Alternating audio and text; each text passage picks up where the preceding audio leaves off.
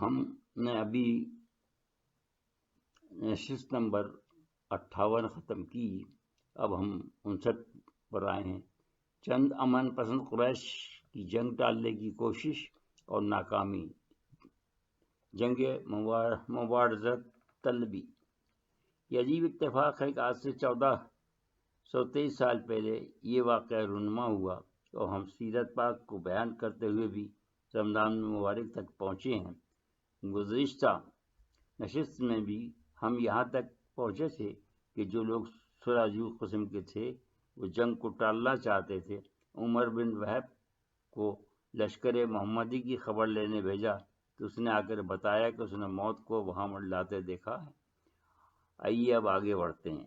عذرائے خیرخواہی اس نے یہ بھی اضافہ کیا کہ وہ سب مرنے مارنے پر تیار ہیں اور وہ کم از کم اپنے سے برابر تعداد کو مارے بغیر نہیں مریں گے۔ اگر ہم اتنے اپنے پیارے کھو بیٹھے جو کہ دونوں طرف ہیں تو پھر جینے کا کیا مزہ رہے گا۔ اب جو چاہے وہ رائے دو۔ اس پر حکیم بن حزام کھڑا ہو گیا اور لوگوں میں گھوم پھر کر انہیں قائل کرنے کی کوشش کرنے لگا۔ پھر عتبہ بن ربیع کے پاس آیا اور کہا کہ اے ابو ولید، تو قریش کا رئیس ہے اور سردار ہے، یہ سب تیری بات مانتے ہیں، کیا تجھے اس بات سے کچھ رغبت ہے کہ ہمیشہ ان میں تیرا ذکر خیر رہے؟ اس نے کہا اے حکیم بتا وہ کیا بات ہے۔ کہا تو سب لوگوں کو لے کر لوٹ جا اور عمر بن الحضرمی کا بار تو اٹھا لے جو کہ تیرا حلیف تھا۔ اس نے کہا مجھے منظور ہے، تو اس کی ذمہ داری مجھ پر ڈال دے، اس کا خون بہا ہی نہیں بلکہ اس کا جو مال مدینے والوں نے چھینا تھا وہ بھی اپنے ذمہ لیتا ہوں۔ تب اس نے کہا اچھا اب تو جلدی سے ابن حنظلہ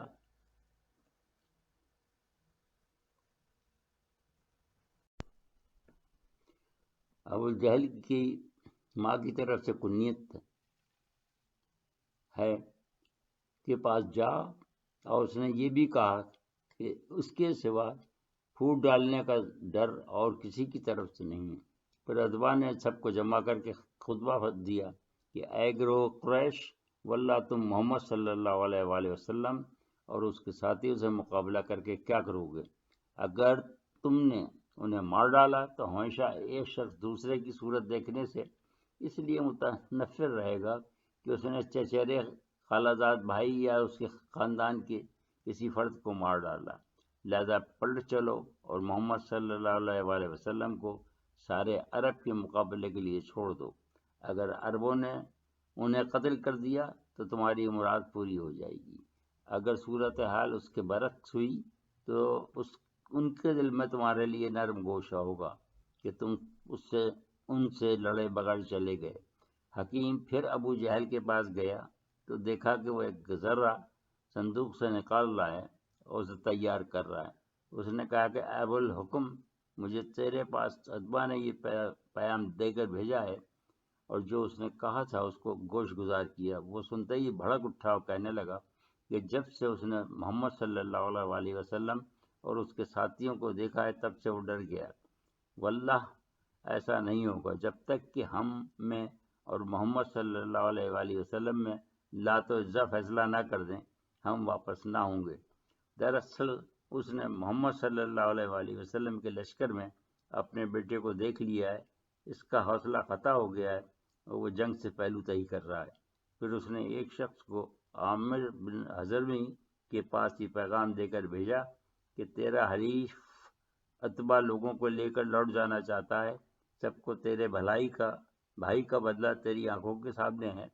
اٹھ قریش سے ایفا عہد کا مطالبہ کر اور اپنے بھائی کا خون انہیں یاد دلا۔ یہ سنتے ہی وہ چلانے لگا ہائے عمر، ہائے عمر۔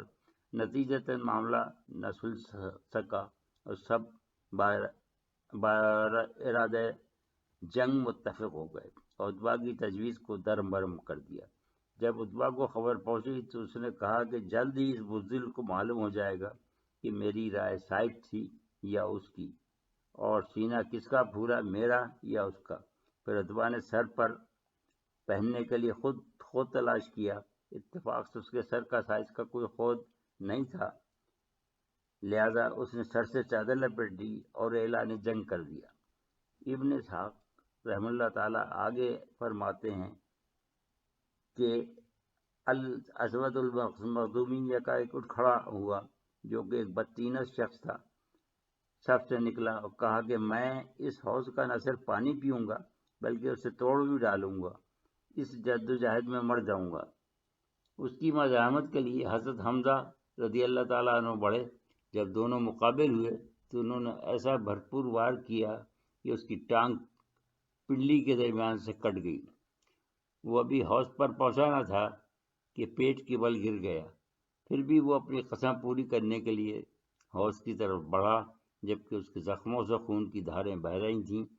حضرت حمزہ رضی اللہ تعالیٰ عنہ نے حوض پر ہی اسے واصل جہنم کر دیا۔ عتبہ اور شیبہ کا قتل۔ اس کے بعد عتبہ اپنے بھائی شیبہ اور بیٹے ولید کے ساتھ آیا۔ اس نے موازرت طلب کی۔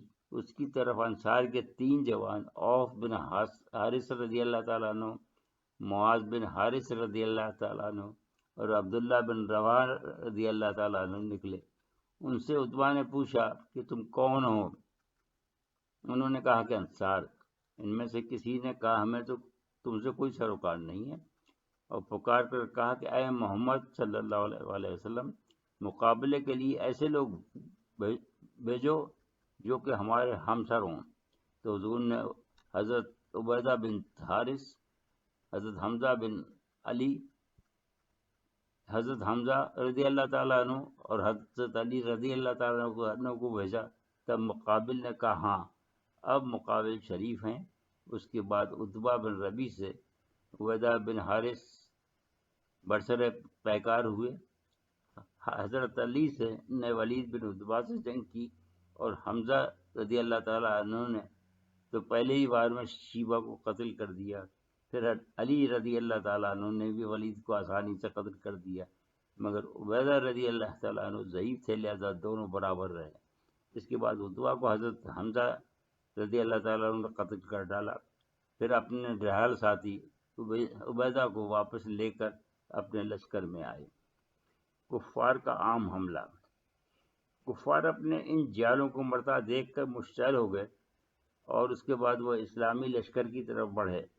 رسول اللہ صلی اللہ علیہ وآلہ وسلم نے تاکید فرما رکھی تھی کہ جب تک وہ حکم نہ دیں کوئی جنگ میں پہل نہ کرے، البتہ کہیں پر گر جاؤ تو کفار اپنی مدافعت میں تیر برساتے رہو، کفار پر اپنی مدافعت میں تیر برساتے رہو۔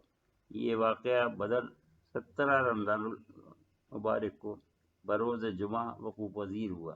یہ تاریخ میں پہلا موقع تھا کہ تقریباً 79 لشکر نے اپنے سے 3 گنا بھی زیادہ بڑے لشکر سے، جو کہ ہر طرح کے ہتھیاروں سے لیس تھا، بڑھنے جا رہا تھا۔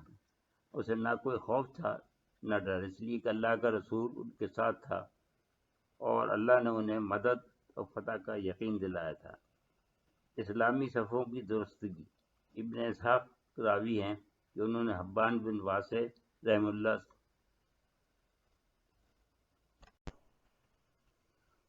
اور انہوں نے اپنے بزرگوں سے روایت کی ہے کہ حضور صلی اللہ علیہ وآلہ وسلم نے پہلے صحابہ کی صفیں درست فرمائیں۔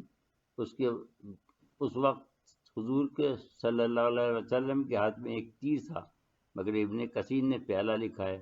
بہرحال میرے نزدیک دونوں ہی باتیں درست ہیں، جس پر ہم آگے چل کر بات کریں گے۔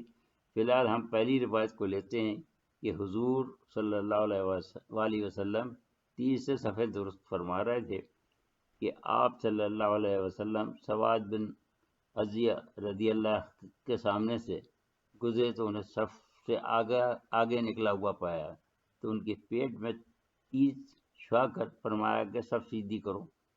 سواد نے عجیب حرکت کی، فرمایا یا رسول اللہ صلی اللہ علیہ وآلہ وسلم، آپ صلی اللہ علیہ وآلہ وسلم نے مجھے تکلیف دی ہے، حالانکہ اللہ نے آپ کو حق کے ساتھ مبعوث فرمایا۔ آپ صلی اللہ علیہ وآلہ وسلم مجھے اس کا بدلہ لینے دیجیے۔ رسول اللہ صلی اللہ علیہ وآلہ وسلم نے اپنا شکم مبارک کھول دیا اور فرمایا اچھا اپنا بدلہ لے لو۔ یہ سنتے ہی سواد رضی اللہ عنہ حضور صلی اللہ علیہ وآلہ وسلم کی طرف بڑھے اور شکم مبارک کو بوسہ دیا۔ آپ صلی اللہ علیہ وآلہ وسلم نے پوچھا تمہیں اس بات پر کس چیز نے ابھارا؟ عرض کی کہ آنے والے واقعات میں جو ابھی درپیش ہیں، اس لیے میں نے چاہا کہ آپ صلی اللہ علیہ وآلہ وسلم سے آخری ملاقات اس طرح ہو کہ میرا جسم آپ کے جسم سے مسک کرے۔ رسول اللہ صلی اللہ علیہ وسلم نے ان کو دعائے خیر دی، اور یہاں روایت میں کسی نام شاید کسی اشکال کی بنا پہ ایک ہی بیان ہو گئے ہیں۔ قرین قیاس یہ ہے کہ وہ دوسرا واقعہ کسی اور صحابی کے ساتھ پیش آیا۔ ہو سکتا ہے پہلے تجربے کی بنا پہ حضور نے پیالے کو بے ضرر سمجھ لیا ہو، پھر دوسرا واقعہ پیش آیا، اور وہ اس طرح ہے کہ جب حضور صلی اللہ علیہ وآلہ وسلم صفیں درست کرتے ہوئے کسی صحابی کے سامنے سے گزرے تو ان کا پیٹ بہت آگے نکلا ہوا تھا۔ حضور نے پیالے سے اسے چھوا تو ان صحابی نے عرض کیا کہ یا رسول اللہ، میرے پیٹ میں زخم ہے جس کی وجہ سے یہ سوجا ہوا ہے۔ حضور نے ان کا کرتا اٹھا کر دیکھا تو واقعی بہت گہرا زخم تھا۔ حضور صلی اللہ علیہ وآلہ وسلم نے فرمایا تمہیں اس حالت میں یہاں نہیں آنا چاہیے تھا۔ انہوں نے کہا میری غیرت نے یہ گوارا نہیں کیا کہ میں آپ کو تنہا چھوڑ دوں۔ یہ سن کر ان کے لیے حضور نے دعا فرمائی، وہ کہ یہ صف بندی مورخین نے مؤخر کی ہے، مگر میرے خیال میں حضور نے صف بندی پہلے فرمائی ہوگی۔